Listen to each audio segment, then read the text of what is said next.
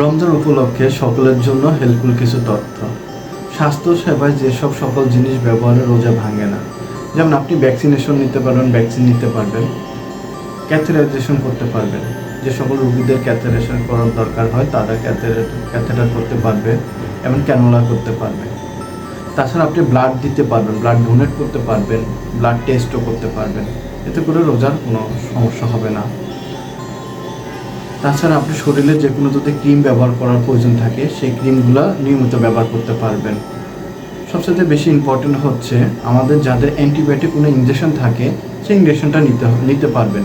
কিন্তু এক্ষেত্রে আপনাকে খেয়াল রাখতে হবে যে ইনজেকশন থেকে কোনো ধরনের এনার্জি পাওয়া যাবে না, নিউট্রিশন যেন না হয়, বা এনার্জি টাইপের কোনো ইনজেকশন নেওয়া যাবে না, বা আইবিতে বা স্যালাইন নেওয়া যাবে না। যাদের ডায়াবেটিস আছে সেই সকল মানুষরা বা রোগীরা নির্দ্বিধায় ডায়াবেটিসের ইনসুলিন নিতে পারবেন। ডায়াবেটিসের জন্য ইনসুলিন ব্যবহার করা যাবে। যে সকল জিনিস ব্যবহার করা থেকে আমরা সবসময় রোজা থাকাকালীন বিরত থাকব সেগুলো হচ্ছে স্যালাইন নেওয়া, যেমন হচ্ছে ফ্লুইড স্যালাইন বা গ্লুকোজ টাইপের যেগুলো আপনাকে স্টেমিনা দিবে, এনার্জি দিবে, সেগুলো নেওয়া যাবে না। তারপর স্মোক করা যাবে না, নেবুলাইজিং করা যাবে না। ব্লাড আপনি দিতে পারবেন কিন্তু ব্লাড কখনো নিতে পারবেন না। রোজা থাকাকালীন ব্লাড নেওয়া যাবে না, কোলোনোস্কোপি করানো যাবে না, এন্ডোস্কোপি করানো যাবে না।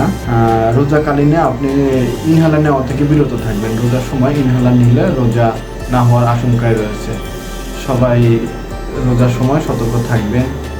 ইনশাআল্লাহ সবাই সুস্থ থাকুন, ভালো থাকুন।